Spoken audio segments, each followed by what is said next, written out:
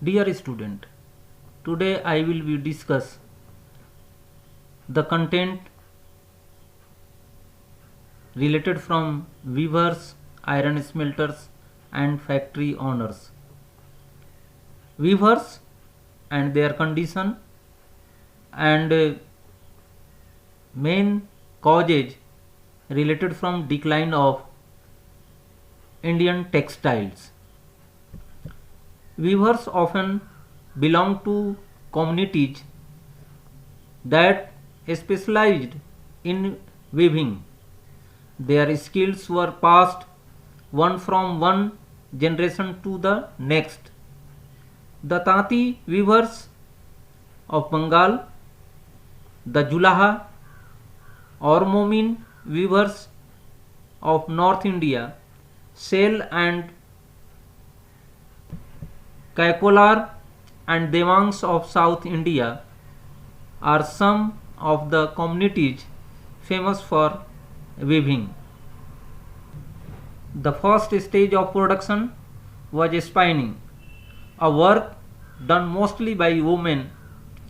The charkha and the takli were household spinning instruments. The thread was spun on the charkha and rolled on the takli. In most communities, weaving was a task done by men. Handloom weaving and the occupations associated with it provided livelihood for millions of Indians. In the early years, the Indian textile industry faced several problems. It found it difficult to compete with the cheap textiles imported from Britain. In the most country, governments supported industrialization by imposing heavy duties on imports. This eliminated competition and protected newly born industries. But the colonial government in India refused such protection to local industries. So, during the First World War, when textile imports from Britain declined, Indian factories were called upon to produce cloth for military supplies. English and European companies stopped buying Indian goods and their agents no longer gave out advances to weavers to secure supplies. This affected not only specialist weavers but also spinners. Thousands of rural women who made a living by spinning cotton threads were rendered jobless. Handloom weaving did not completely die in India. This was because some types of cloths could not be supplied by machines. The textile manufacturers in Britain produce the very coarse cloth used by the poor people in India. Solapur in western India and Madura in South India emerged as important new centers of weaving in the late 19th century. During the national movement, Mahatma Gandhi urged people to boycott imported textiles and use hand spun and hand woven cloths. Khadi gradually became a symbol of nationalism. The charkha came to represent India and it was put at the center of the tricolor flag of the Indian National Congress adopted in 1931.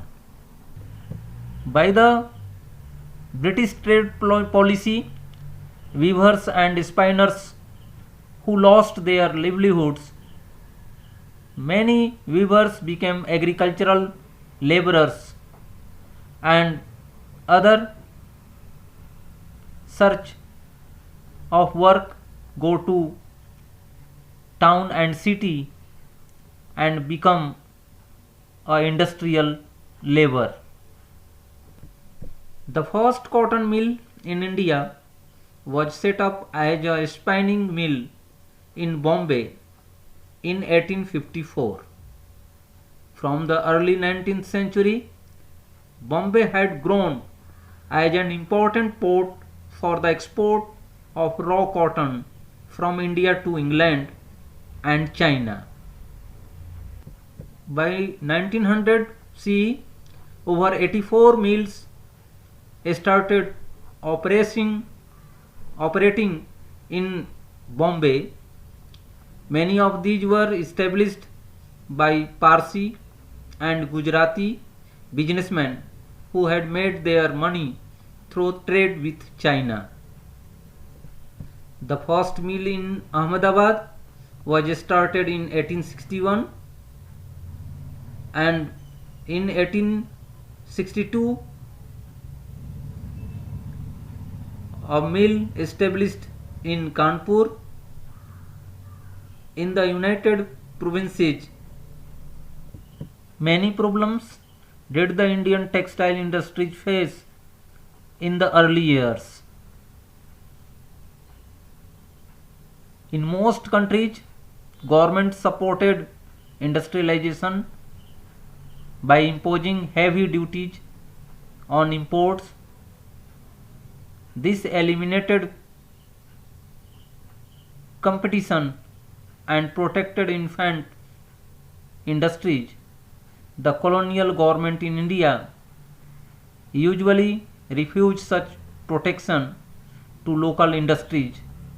The first major development of cotton factory production in India started in Mumbai, then Ahmedabad, Kanpur and other city in India. So especially British policy related from the trade are main cause for the problem of industrial background related, especially Indian textile industries background related problems.